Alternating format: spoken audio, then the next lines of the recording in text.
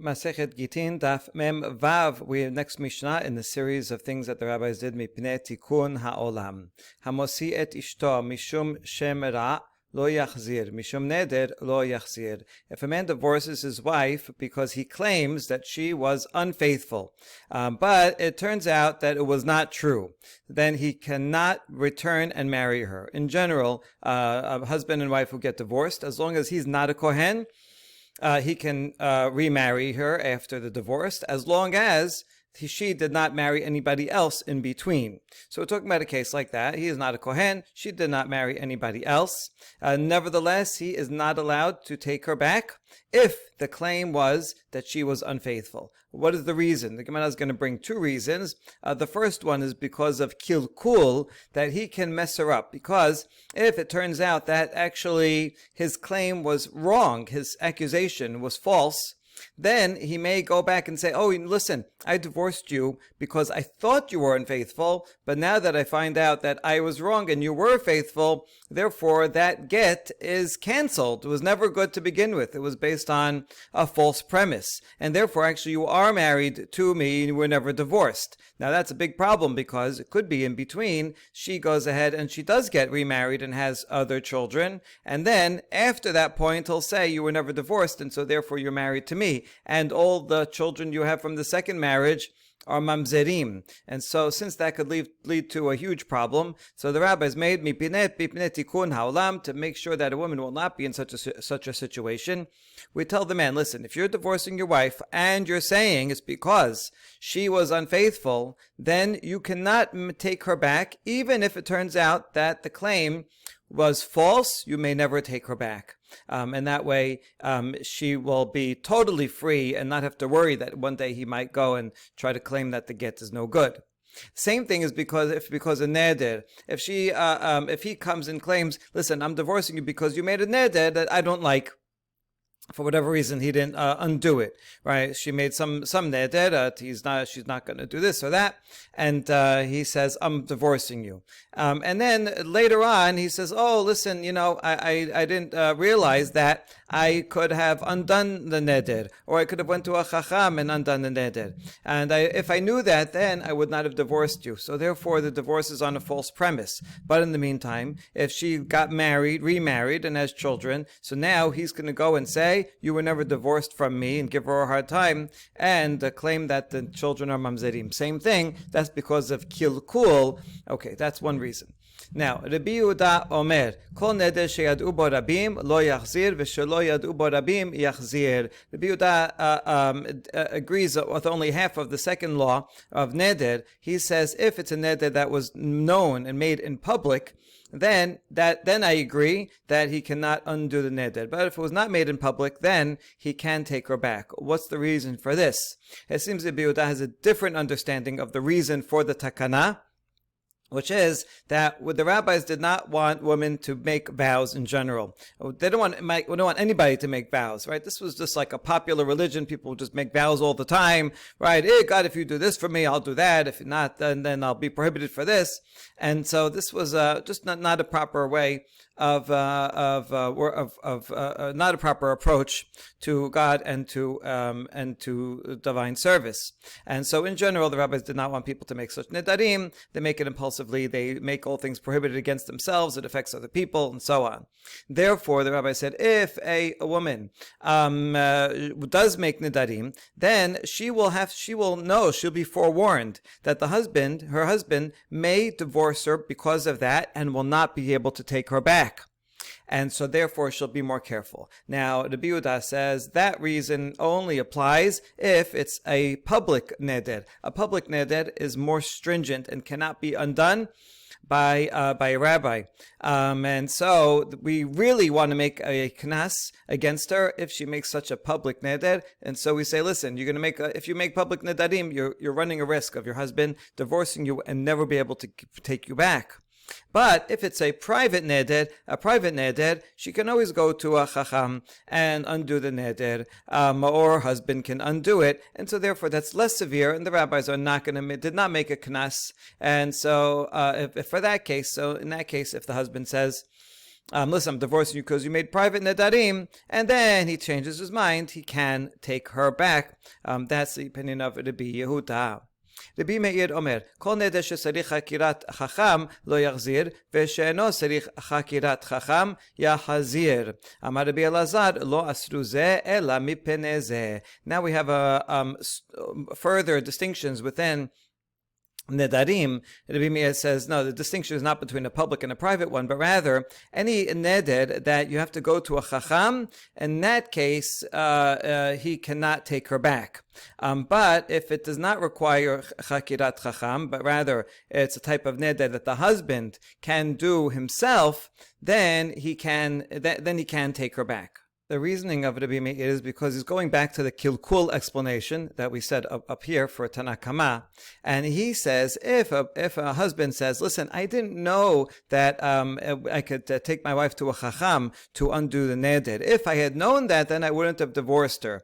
And if he says that after they're already divorced and after she gets remarried, that will mess her up. That's a kilkul problem. However, if he can undo the vow on his own, I mean it's a less serious vow that he can undo on his own, then he cannot claim, I didn't know that I can undo a vow. Every husband knows that he can undo a vow. He may not know that the chacham can undo a serious vow like that. So that's Rabbi Meir's explanation. Rabbi Elazar, however, says, no, I prohibit in both cases. That might be like Tanakama, just says Mishum Neder. It doesn't make any distinction. And so in all Nedarim, he cannot remarry her. And in fact, he would say, the reasoning, if anything, would go the opposite way. According to Rabbi Elazar, it's unlikely that a husband would make his wife go to the rabbi because it's embarrassing for her. She has to go to the rabbi and say, I made this vow, it was a stupid thing, and so she'll be embarrassed. And even a husband who divorces his wife still doesn't hate her that much that he wants her to be embarrassed and have to stand before the rabbi. Therefore, we're less worried about the husband less worried about a case where the vow can only be undone by the rabbi. However, we are worried about the husband who claims that I didn't know that I can undo the vow. If I had known that I could undo the vow, then I never would have divorced her, and therefore the divorce is null and void. So Rabbi Elazar actually disagrees with Rabbi Meir on two counts. And number one, he thinks that you do have to worry, if the husband says, I didn't know that I could undo the vow, that is credible. Rabbi Meir says that's not credible, and furthermore, he says, well, because of that's the main problem, and because of that problem, we're going to also prohibit the going to a chacham, even though the going to a chacham itself is not a problem, and that's the second thing that he disagrees with Rabbi Meir on. Even though he says it's not allowed, they both agree that going to the chacham type of vow is not allowed. But Rabbi Elazar says it's only a gezerah of the chacham type of vow for the husband type of vow, whereas Rabbi Meir says no, a husband would make his wife be embarrassed and go to the rabbi to undo it, and therefore that is actually the main and only prohibition. Okay, Amar Rabbi Yosef Rabbi Yehuda, Maaseh b'Saidan be'achad she'amar le'ishto, kunam im eni megarshech v'gersha, ve'etiru lo chachamim she'achzirena mipnei tikun ha'olam. And so now Rabbi Yosef Rabbi Yehuda brings a story. It goes the other way around, where it's not the wife that's making a neder, but the husband that makes a neder.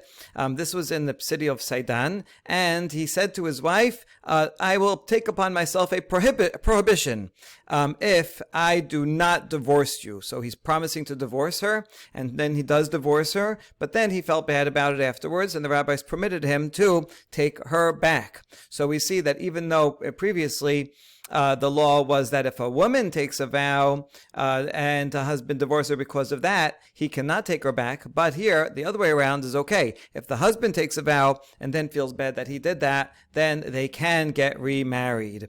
And this is mipnei tikun ha'olam. The Gemara will discuss what's tikun ha'olam. What, that they let him get remarried? How is that helping anybody? He's going to explain that tikun ha'olam is actually going on the resha of not allowing him to get married when she makes a neder. You see that the whole reason let's say for kilkul, would not apply in when the husband takes a vow, because we're not worried that he's going to then say, "Oh, I wouldn't." If I knew that, that only applies if he's blaming her for something. Is if I knew that you didn't really make a vow, then I wouldn't have divorced you in the first place, or I changed my mind about it. Then he can say, "Oh, it was based on a false premise." But if it's based on his own vow, and he says, "I feel bad that I made the vow," then it's not going to be based on a false premise. He's just changing his mind, and so it wouldn't make sense to say the kilkul reason for the husband. Okay, Amar Rav Yosef bar Yomi, Amar Rav Nachman, Vehu shamar la mishum shem ra ani motziech. Rav Yosef said that going back to the first case, when he says, "I'm divorcing you because of shem ra, because I think you committed adultery," and then he realizes that he didn't, that she didn't, then we make the rabbis make tikkun olam, he cannot take her back. So Rav Yosef says that's only if he specified at the time of divorce and said, "I'm divorcing you because of your bad reputation," right? You do all kinds of things that are suspicious activity, and I don't like it. That's why I'm divorcing you. Or he says, "Mishum neder ani motziech," or I'm divorcing you because you make too many nedarim. Kasavar tamamai. So how come he has to stipulate? Only if he stipulates that, then we have the penalty that he cannot take her back. Kasavar tamamai mishum kilkula vi amar la hachi maseh mekalkel la ve'ila la maseh mekalkel la. So he's assuming the first reason that we said, which is kilkul. Now he's going to come and say, "Listen, I only divorced you because of Shem Ra, or because you make too many nedarim." So if he specifies that, then he has a credible claim to come after. He says, "Oh, I only divorced you because of that, but now that I found that it's not true, and it was a false impression, and you were not unfaithful, and you did not make many nedarim, so therefore the get is null and void." He can only say that if he specified that was the reason to begin with. But if he didn't specify a reason, he just divorced her, and without saying why, so then he has no credible claim afterwards to say, "I only divorced you because I thought that you were unfaithful." And therefore, if he didn't specify anything, then if he changes his mind, if they both change their mind, they can get remarried. Good. Ika de Amre, all that was one version of Rav Yosef, but there's another version. Ika de Amre, Amar Rav Yosef, bar Yomi, Amar Rav Nachman, Sarich sheyomar la have yodaat shemishum shem ra ani motziech umishum neder ani motziech. Here it's sarich sheyomar, a husband, if he's divorcing her because he suspects her of being unfaithful or taking too many vows, then it's not if he says it, rather he must say it. That you should know that the reason I'm divorcing you is because of your bad reputation, or because you make these nedarim that you make. And so this, not that he, if he says it, then the law, then the fine applies. Otherwise, doesn't apply. But rather, no. If that's the reason, he should go out of his way and make sure to say it. Why? Kasavar tamamai kedesh lo yehu benot yisrael pirusot barayot ubindarim hilkach sarich lememad lahachi. So this is a second reason, explanation of the law of the Tikkun Olam in the Mishnah. It's not because of kilkul, but rather it's a knas, so that woman will not be doing suspicious activity or making many nedarim. And so that's why he has to say it so that she knows that this is why. And then she'll go and other people will hear about it. She'll tell her friends, and the friends will say, "Oh, this is a big problem. I better be careful. If I do suspicious activity, or if I make too many nedarim, then my husband may divorce me, and there'll be no possibility of remarrying him. So you know what? I better be careful and not do the same thing." But it's not going to be a good warning or deterrent if you don't say so. So that's why he actually should go out of his way and actually say so. Good. So that's the two explanations. Tanya kilishna kama v'tanya kilishna batra. Even though both of those were two versions of statements of Rav Yosef, we actually have two baraitot that support the first and support the second explanation. Tanya kilishna kama. Amar Rabbi Meir mipnei ma amru hamosi et ishto mishum shem ra lo yachzir mishum neder lo yachzir shem telech v'tinaseh le'acher v'nimseu devarim bada'in v'yomar ilu hayiti yodea sheken כן הוא, אפילו אם היו נותנים לי 100 מנה, לא הייתי מגרשה. נמצא גט בטל ובניה ממזרים, לפיכך אמרו לו, הווה יודע שמושיא את אשתו משום שאמרה לא יחזיר, ומשום נדר לא יחזיר. Okay, this is the fullest explanation of the kilkul explanation, and so this is said by Rabbi Meir, and he's explaining how come in the Mishnah they said that someone who divorces his wife because he suspects her of a suspicious activity, of being unfaithful, or because she makes a neder. How come the Mishnah says they cannot get remarried? Because maybe she will, after she gets divorced from the first husband, she will go marry a second husband, and then the husband will find out that the basis for divorce was not true. He was too suspicious, but he was wrong, and she really did not do anything wrong and did not make nedarim. And then he'll say, if I knew that, then I would never have divorced her. Even if someone would pay me 100 maneh, I would never have divorced her. And so the get was done on false premises, and therefore it is null and void, and really she's married to her first husband, and now the children from her second husband are mamzerim. The rabbis did not want such a situation. Therefore, they said, we tell the husband, listen, you should know that anyone who divorces his wife because of this suspicion, he cannot remarry her, or because of his suspicion of neder, because she makes too many nedarim, he cannot marry her, and that way she will never be stuck in such a situation. So it's really to help her out. Tanya Kedishna Batra. We have another braita that supports the second explanation. Amar Rabbi Elazar b'Rabbi Yoseh, mipnei ma amru hamasi et ishto mishum shemra lo yachzir mishum neder lo yachzir. So this braita is by Rabbi Elazar b'Rabbi Yoseh and says, what's the reason of the takana in the Mishnah? Shelo yehu benot Yisrael pirusot barayot u'bindarim leficha omrim lo amor la haveh yodat shemishum shemra ani mosiech mishum neder ani mosiech. No, it's actually a penalty to prevent women from doing suspicious activity, promiscuous activity, or from making nedarim, and therefore the husband must say to her that I am divorcing you for that reason, so that then that will be a deterrent for other people and for the future. Okay, Rabbi Yehuda Omer, Kol neder sheyadu bo rabim lo yachzir v'shelo yadu bo rabim yachzir. Rabbi Yehuda made a distinction. He said a public neder, which cannot be undone. In that case, lo yachzir, that's a very serious one, and he's following the second explanation that we don't want people to make nidarim. So that refers to serious nidarim, then we make a knas. But less serious nidarim that the husband, that are not in public, and therefore can be undone by the rabbi or by the husband. So those are less serious, and you can just undo them. Then that would not be. Then you can just go back. We're not going to make a knas against women that make less severe nedarim. We really want to prevent the more serious nedarim that someone goes and makes in public.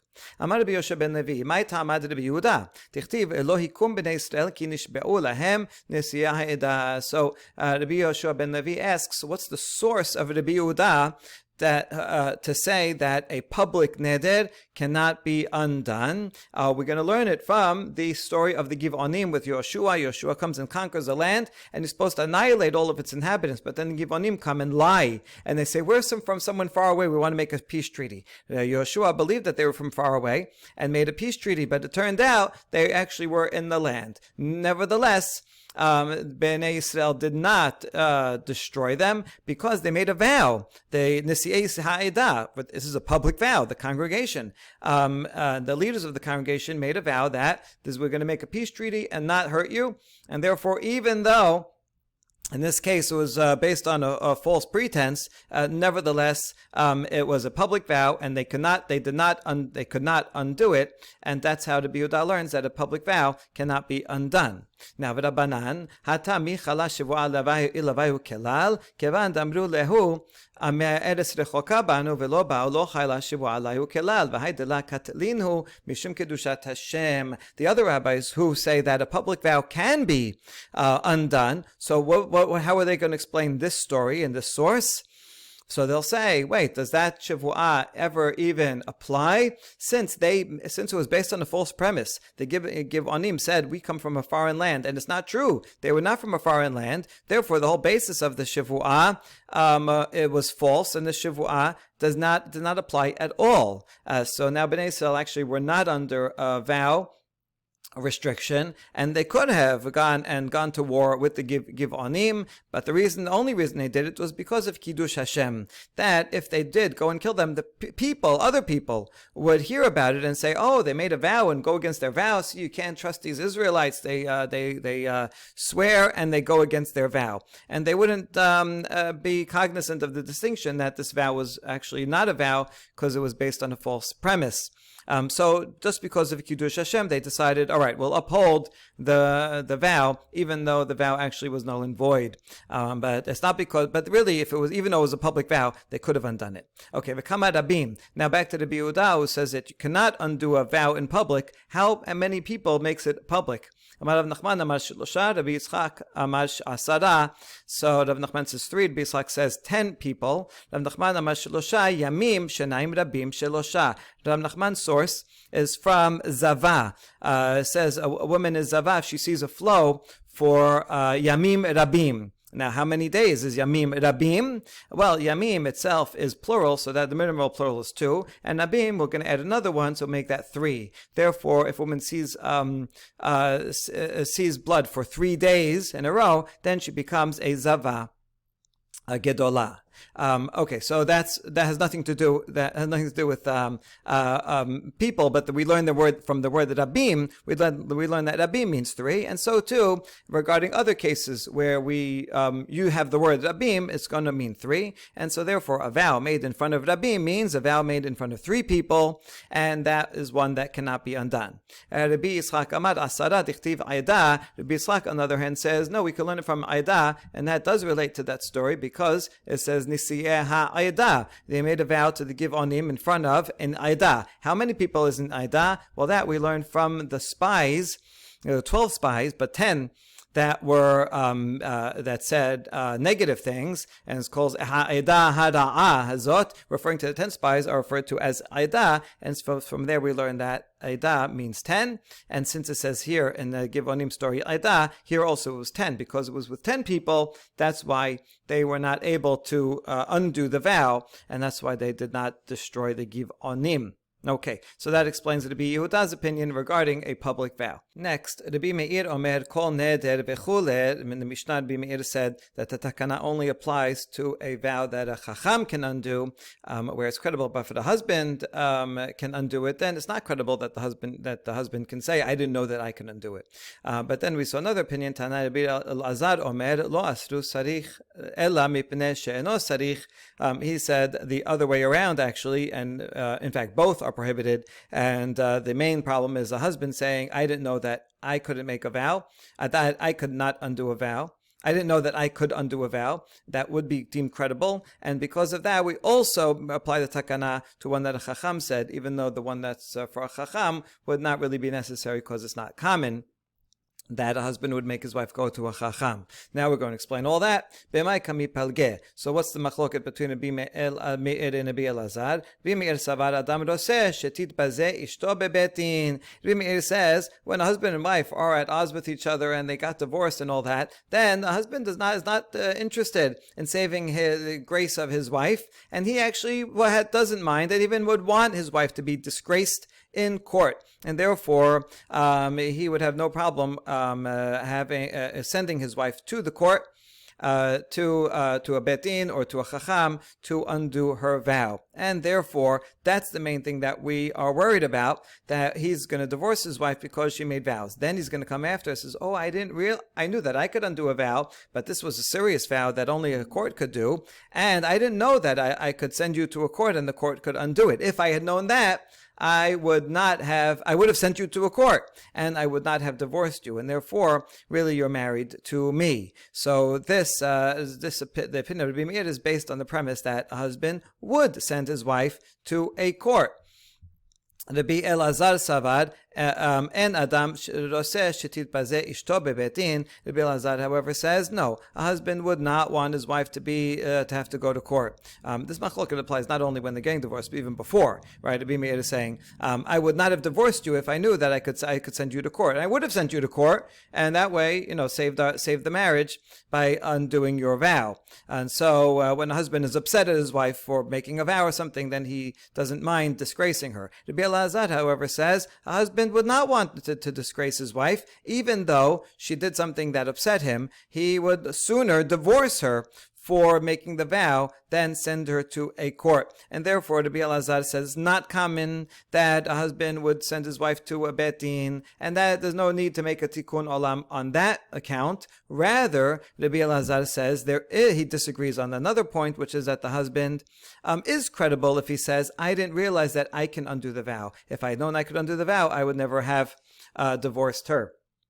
And then we have a problem of kilkul. That's the main thing. That's the main reason why we made it tikkun olam. Once we made it for that case, so then we said, okay, you know what, across the board, even if it's a type of vow that only Chacham can undo, still we apply the takana according to Rabbi Elazar. Next, Amar Rabbi Yosef Rabbi Yehuda Maaseh Besaidan v'chole Maitana dekatane Maaseh. And now we're wondering, usually the Mishnah a lot of times has a story, but usually the story relates to the laws that came right before. Right? Here's some laws. Here's a story that shows you an application of the law. But here it's the opposite way around. All the laws were about her making vows, and then you bring a story about him making a vow. So there's something missing here. So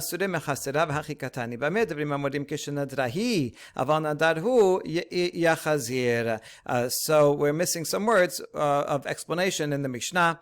And what it means to say is the whole takana only applies when she makes a vow, then they cannot get remarried. But if he makes a vow and regrets it, then they can get remarried. Rabbi Yosef Rabbi Yehuda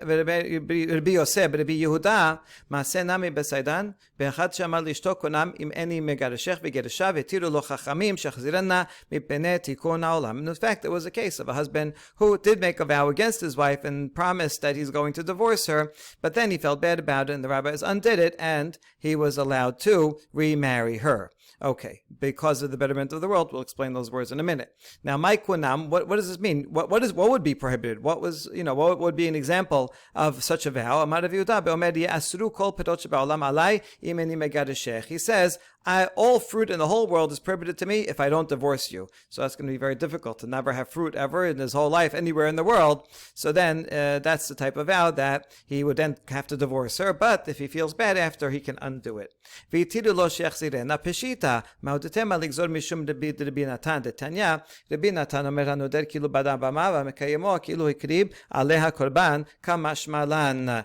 So they permit him to remarry, and now we say, isn't it obvious that he could remarry? Why would he not be able to remarry? I mean, so he made a vow, he felt bad about it, so then now they undo it. So of course he can get remarried, right? Why do you even have to tell me the story? What would be the logic of prohibiting it? Oh, because we might have thought that maybe we should make a gezer because of Rabbi Natan. Rabbi Natan, as we saw back in Masechet Nedarim, was the most stringent voice against making Nedarim. And he said that anyone who makes a vow as if he builds an unauthorized altar outside of the Bet HaMikdash. And if you fulfill the vow, it's even worse. If you don't undo it, right? If you made a vow, it's bad enough. But at least go undo the vow. If you go through with the vow and fulfill it, then it's like you made a korban on the bama. And so this is a good parallel, because just someone making a bama, he might think that this is a good idea. I'm doing extra. Not only will I bring a sacrifice in Bet HaMikdash, I'm going to bring more sacrifices. So if you build a bama, it's bad enough. If you actually put a sacrifice on the bama, then that's really, this goes against the Torah. You're not allowed to make korbanot anywhere outside. Same thing with someone making a vow. He thinks, okay, the Torah made 613 prohibitions. I'm going to add more. Isn't that a good thing? Right? No, it's not a good thing to add more. And if you go through with it, fulfill it, that's even worse, right? Don't make a vow and don't undo a vow. And if you make a vow, undo it and don't fulfill it. So because of that, we might have thought that we should make a gezerah. Listen, husband, if you make a vow that you're going to have to divorce your wife, then we are going to penalize you and say that you will not be able to remarry her. You can't undo it. So think twice before making a vow, and that will prevent people from making vows in the first place. So we might have thought that maybe we would apply such a takana, such a knas here also, but that's why the Mishnah says no, there's only a tikkun olam when she makes a vow, but not when he makes a vow. Good. Tikkun ha'olam. My tikkun ha'olam ika. Now we ask, how is it there the betterment of the world that we're allowing the husband to remarry? Right? That's just the standard halacha. There's no tikkun, there's no takana there. Amar Rav Sheshat Resha. Rav Sheshat's actually going on the Resha, the first half, that we are protecting the woman and not so that she won't be in the situation of kilkul, and by telling the husband, listen, if you divorce her, it's final. You can't go and claim, oh, I didn't mean it. It's based on false premise, and then that would get her in trouble. So that does help the woman a lot by saying that, by making sure that the husband can't undo it. Ravina amar leolam asefa v'hachikatani en bezo mipene tikun ha'olam. Ravina says actually you can say it is going on the sefa of the husband making a vow case, but then you have to change the words in a different way, and you say in the last case there's no tikkun ha'olam in the last case. In other words, when the husband makes a vow, we do not make any takana. He can remarry, and we can infer from that in the resha that is where the resha is because of tikkun ha'olam. Okay, so one way or another, the tikkun ha'olam does apply to the resha and not to the sefa. Next Mishnah is a direct follow-up to the previous. Hamosi et ishto mishum ailonit. Rabbi Yehuda omer lo yachzir. Chachamim omerim yachzir. Ailonit is a woman who cannot bear children because she never fully developed biologically. And so this guy says, sorry, I want to have children, and therefore he divorces his wife. The law is he is allowed to divorce his wife, and he does not have to pay her a ketubah. Now, what happens if he divorces his wife and he claims that's because she is an ailonit, and now he changes his mind and wants to remarry her? Rabbi Yehuda says he cannot do so. Why? Because we worry again about kilkul. Maybe she will go ahead and get remarried and possibly then have children. Turns out she was not an ailonit, she was misdiagnosed. And if she goes and has children with the second husband, then the first husband will say, oh, I only divorced you because I thought you were an ailonit. Now that I see you're not an ailonit, the get is batel, and actually you're married to me, and your children from the second husband are mamzerim. And in order to prevent that from happening, the rabbis made a takana and said, listen, if you divorce your wife because she's an ailonit, then you may never remarry her. That's the opinion of Rabbi Yehuda. Hachamim say, no, we don't worry about that, and he can marry her. So this is strange. The Gemara will ask, because before in the previous Mishnah, it was Rabbi Yehuda that denied the reason for a kilkul. He said there's just a knas, because we don't want people to be promiscuous or to make vows. But it was Chachamim there that said the reason of kilkul. So the opinions here seem to be switched around.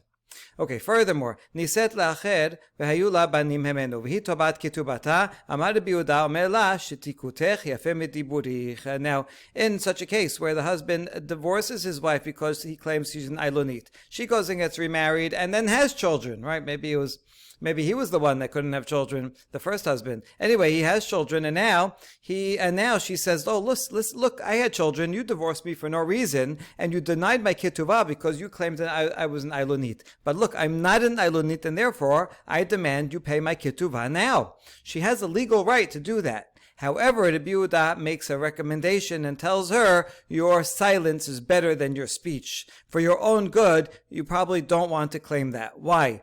Because if she goes ahead and claims, hey, you have to pay my ketuvah, that first husband is not going to want to pay the ketuvah, and rather than pay the ketuvah, he's going to make up a claim. He's going to say, oh, I only divorced you because you're an ailonit. Actually, now I want to divorce you at all. You're still married to me. Your second husband is an adulterer, and your children are mamzerim. And he can do that and cause her major problems. And therefore, the Yehuda says, listen, what's the amount of the ketubah? $100,000? Not worth it. You're going to destroy your entire life because of that. And therefore, better to be quiet and lose out your ketubah rather than put yourself in legal jeopardy. All right, so that is the sefa. Now, we ask, according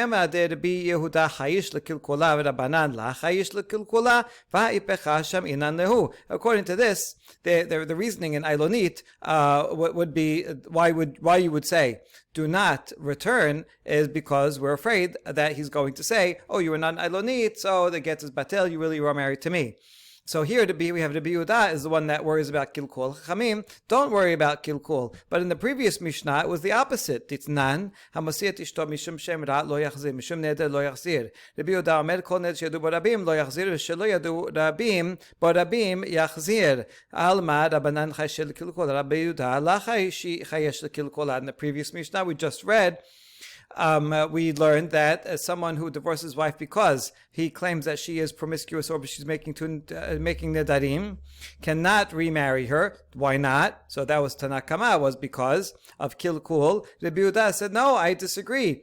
And it's not because of that, but rather because of a kanas. And therefore, if if she makes a permanent neder in public, then that's very serious. We're going to make a knas in there. Otherwise, we would not make a knas. So you see that Rabbanan, they have the reason of kilkul. Rabbi Yehuda does not have the reason of kilkul. But here, in this Mishnah, it's the other way around. So to answer this, Amar Shemuel ipuch. Shmuel says you should reverse their opinions in this Mishnah. Although it says Rabbi Yehuda first and Chachamim second, really it should be the other way around. Chachamim say lo yachzir, and Rabbi Yehuda say they're the ones that say yachzir. Now, that's we have to switch that one thing. Next, we're going to ask about the Sefa, because in the Sefa, Rabbi Yehuda says, be quiet, because otherwise he can have a claim, and we're going to worry about kilkul. So you see, in the second half, also Rabbi Yehuda worries about kilkul. So, Vaham Gittin Sefa, said, Lacharib ala banim, Hemen v'hito bat ketubata, Amar Rabbi Yehuda, Omer la shetikutech, Yafa mediburich, Miklad Rabbi Yehuda, Hayish lekilkula, Haname ipuch. So, what are you going to do about the Sefa that says, if she marries another, and has children, and then she realizes, oh, see, I was not an Ilonit all along, and she goes and claims her ketubah. Rabbi Yehuda says, better to be quiet in order to not put yourself in trouble, because he's going to, rather than pay, he's going to say, oh, I never divorced you to begin with, and that way he also wouldn't have to pay. So you see that Rabbi Yehuda is worried about kilkul, and so we answer, oh, we have to switch around here also. It was not Rabbi Yehuda, but rather it was Chachamim that said, shetikutech yafeh mediburich. Abaye Amar, the Olam la tipuch, Rabbi Yehuda behi sabar la Rabbi Meir, v'sabar la Rabbi Elazar, v'sarich la Rabbi Elazar, v'sheno sarich sabar la Rabbi Meir. Abaye says, no, don't switch around the opinions, right? It's very difficult to do. You have to switch around two clauses in the Mishnah in order to make it fit. So no, I'm not going to switch it around. Rather, it's all Rabbi Yehuda. And in fact, Rabbi Yehuda does worry about kilkul, and that explains Rabbi Yehuda in this Mishnah. Regarding the previous Mishnah, the reason why Rabbi Yehuda made a distinction between public and private nedarim is for a different reason. He is worried about kilkul, and that's why if it's a public neder, then the husband will say, oh, I didn't know, I only divorced you because I thought you made these nedarim, but now I learned you didn't make these nedarim, so now you're really mine. Okay, that there it's appropriate. But if it's a private neder, then Rabbi Yehuda doesn't worry about it. Why? Because he follows the opinions both of Rabbi Meir partially and Rabbi Elazar partially.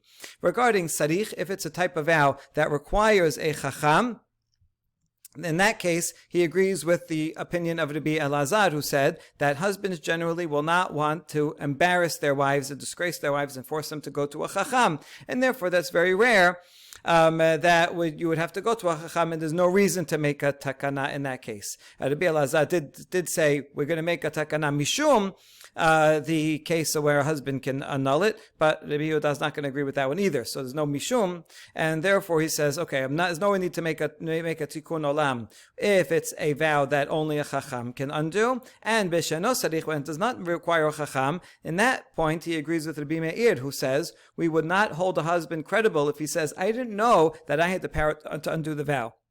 Everybody knows that a husband has the power to undo the vow. And therefore, when you divorced your wife, saying, "Oh, you make too many vows," and you didn't undo it then, that was your decision to not undo it then. You can't come and claim now that, if I only would have known, right? You did know that you could have undone her vows, and therefore we don't deem your claim credible, and therefore we're not going to allow you to declare her second marriage invalid and her children mamzerim. And so there's no need, according to the Yehuda here, right? So according to Yehuda, there's no need to make a takana regarding private nedarim. Public nedarim, that's a separate story. There, we're afraid that the husband will come and say, "Oh, you made these nedarim, but then turns out it was wrong." So then he would go back. So we have to make a takana there. But if it's private nedarim, then we don't worry about the private one, but about the ones that the husband can undo, because that wouldn't be credible. We don't worry about chacham, because that's uncommon, because he thinks, like Rabbi Elazar, that a man would not want his wife to be disgraced by having to go to the court. Okay, and that explains Rabbi Yehuda totally. That's Abaye. Amar Rava, Rabbi Yehuda kashya, Rabbanan la kashya. Rava says, okay, Chazak Baruch, Abaye, you resolved the question according to the contradiction between the two statements of Rabbi Yehuda. But what about the two statements of Rabbanan? In the previous Mishnah, Rabbanan said we worry about kilkula, and here regarding Ailonit, Rabbanan said you don't worry about kilkula. So now, how are you going to solve that one? See, if you flip the sages around, then you solve all the problems. Babaye, you only solved half the problem. So Rava comes and adds to the explanation. Elama Rava, Rabbi Yehuda la kashya, kedeshanenan, Rabbanan la kashya, man chachamim Rabbi Meir damar be'ainan tenai kaful, v'acha b'maiskinan be'dela kafle litna. So Rava explains the contradiction between Rabbi Yehuda. That's no problem. I'll agree, Abaye, with what you said. However, against Rabbanan, also la kashya. Really, the Rabbanan that's in the previous Mishnah, they say we worry about kilkul. That's right. That's the reason there. They worry about kilkul. But who is Chachamim? It is in fact Rabbi Meir. And Rabbi Meir says that when you make a condition, it has to be a double condition. And therefore, in the previous Mishnah, we assume he did in fact make a double condition. And he said when he gave her a divorce that I'm giving you this divorce because you are promiscuous, or because you made nedarim, and so I'm giving you this get will be valid on condition that you were promiscuous, and if you weren't promiscuous, then this get is invalid. And so he made a double condition. And that's why in the previous Mishnah, since he made a double condition, we worry that then later on he will find out, oh, turns out you were innocent the whole time. And then he will go and have the get undone. And so that's what we worry about. But it's talking about a case where he did in fact make a Tanai Kaful. In this case of Ailonit, we're talking about a case where he did not make a double condition. He said, I'm divorcing you because you were an Ailonit. He didn't say, I wouldn't divorce you if you were not an Ailonit. And that's why, since he didn't make a double condition, he would not be able to undo it at all. And for that reason, we don't have to make a takana. So that if he wanted to remarry, he could remarry because he can't use it against her in a negative way. And so that solves the contradiction between the two statements of Rabbanan. Baruch Adonai Leolam. Amen ve'amen.